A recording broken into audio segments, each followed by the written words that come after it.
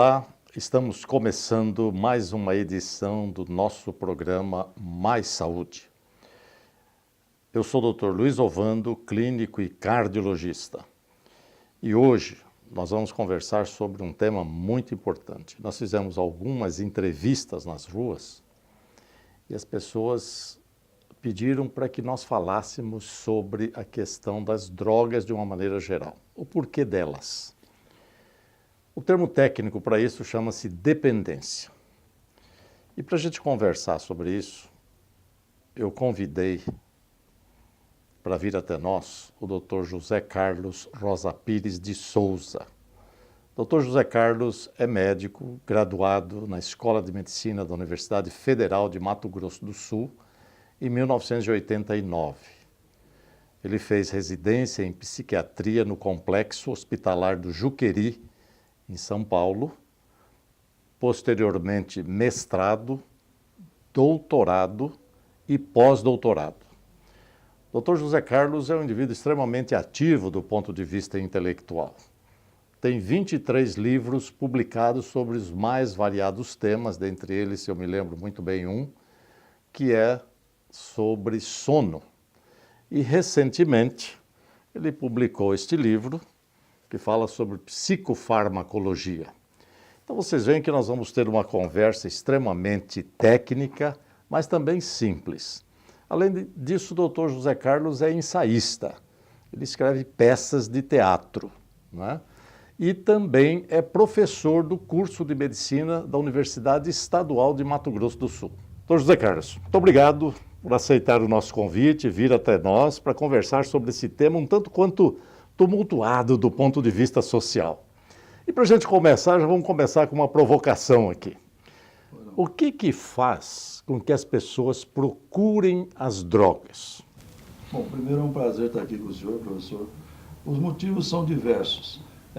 Primeiro que é a falta de valores, né? A pessoa não tem em casa, muitas vezes, uma educação, limites, disciplinas, que possam fazer com que ela entenda que tudo na vida tem seu momento, tem seus limites. E muitas vezes ele tem uma educação desregrada e leva a ele achar que pode fazer o que quer e encontra isso nas drogas, porque daí ele muitas vezes pratica crimes, roubos.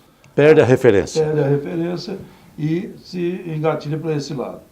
Outros são as chamadas comorbidades. Muitas vezes a pessoa, por exemplo, tem uma depressão, uma doença chamada depressão muito grave, que leva com que ele comece a usar drogas estimulantes e torne-se dependente. Para ficar alegre. Para ficar alegre. E aí é muito comum a gente tratar, por exemplo, de um alcoolista que é dependente do álcool, né?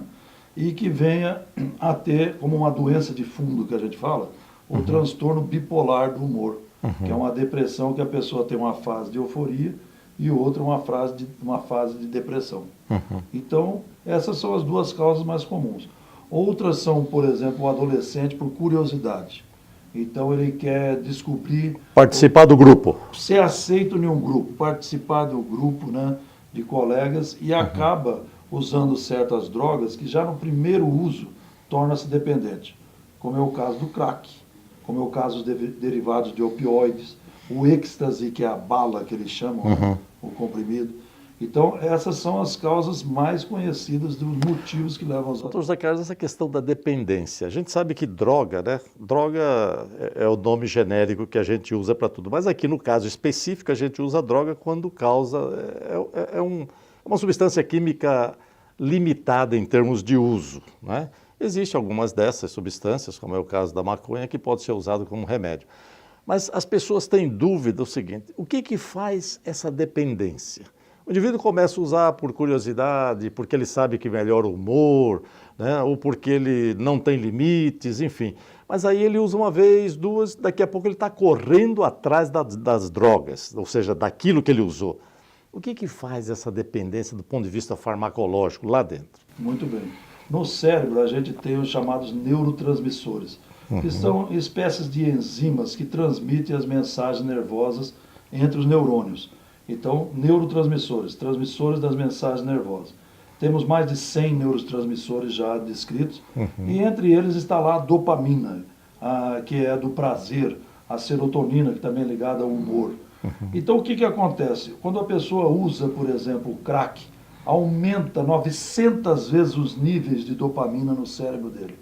Quando ele faz alguma atividade satisfatória, gostosa, por exemplo, uma comida agradável, né? O que acontece? Aumenta 150 vezes os níveis de dopamina no cérebro dele. A cocaína aumenta 6 vezes a comida. Sim, senhor. Então o senhor percebe que o crack, um dos lixos aí da cocaína, tem um poder muito grande no cérebro. E aí o que acontece? O organismo, ele usa uma vez, o organismo acha bom. Mais uma vez, acha bom. Aí ele adquire tolerância, que é um aumento progressivo da dose da droga, para ter os efeitos anteriormente adquiridos. Vai precisando mais. Vai precisando mais. Então o adolescente vai na primeira festinha, toma lá uma latinha, 2, fica todo alegre. Na segunda, 3, 4 latinhas para ter aquela alegria. Agora ele já está com uma caixa toda de cerveja para poder a mesma alegria que ele teve lá atrás, ele poder tê-la de novo. Então a tolerância é o primeiro parâmetro para a definição da dependência. E tem também a abstinência, que é a fissura, o sentir falta da droga. Faltou, ele precisa. Faltou, ele precisa, aí é tudo para ele, né? É o máximo, ele precisa da droga, ele faz o que for para consegui-la, até mesmo fazer atitudes que ele não fazia antes, como roubar, furtar, etc. Isso, a gente fazendo assim um paralelo, inclusive, com a necessidade orgânica, passa a ser como o oxigênio para continuar vivendo. Infelizmente é assim, com a droga a pessoa não consegue mais.